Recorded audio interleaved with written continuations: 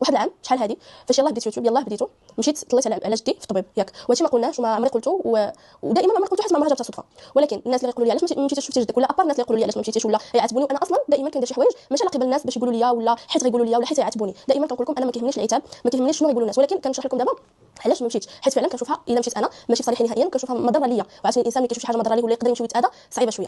المهم ما عليناش. كنت مشيت عند جدي واحد العام شحال هذه كنت مازال صغيره، كانت عندي شي 15 ولا 16 عام بحال هكاك. فاش مشيت شفتو طليت عليه كان داير يمكن عمليه على صبعو صغير. كان تحيد ليه ومشيت شفتو، كنت مع ماما ديك الساعه انا وهي هداتني. اون فوا دخلت عنده شفتو كلشي وجاي خارجه، فاش جاي خارجه جا واحد الخال من الخوال تبارك الله الحنان، جا وضربني بدون سبب، غير هكاك جا وعطاني واحد الترفيقه حتى تحت في الارض زلات كامله وبقى كيضرب وهرب. فهمتي يعني بقى كيضرب وهرب، ما شدو حتى شي واحد وصافي اختفى. تعرضت للضرب وضرب خايب في ذاك الوقت. ودابا ما نبغيش انني نولي نتحط في نفس الموقف.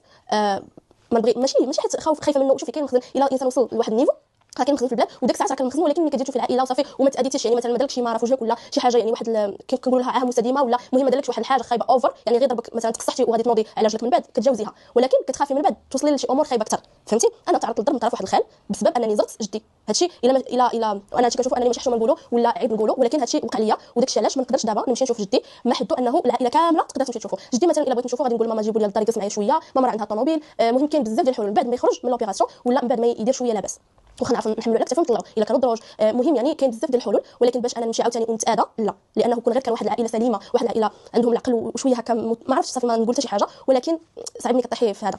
هادشي اللي كاين. كنتمنى تكونوا فهمتوا الكونسيبت ديالي وكنتمنى تكونوا فهمتوا علاش انا ما نبغيش. وهادشي قلت لماما كان حداها قالت لي صافي. انا قلت لها في الاول ما بغيتش نقولها ليش، قلت لها في الاول عندي غرض، قالت لي لا اجي. بقيت كندخل نخرج في الهضره وفي التالي ملي ما سلكت معها حتى شي حاجه قلت لها شنو منين قلت لها داك العام عقلتي شنو وقع، هي تقول لي صافي وقالت لي صافي من حقك وما تجيش. وهادشي اللي كاين وكنشوف انا فعلا من حقي. كندعي معاه عن بعد والله يشافيه والله يعافيه يا ربي ان شاء الله تنوضوا بخير وعلى خير. وكنشوف انا عندي كامل الحق انني ما نمشيش حيت عاوتاني نتاذى ولا نقدر ما ضمناش 100%، ولكن ما عندناش اختي نبقى انا عايشه في الرعب وفي التالي ما محققش تدعيه ولا ما محققش ديري ما محققش لا العائله لا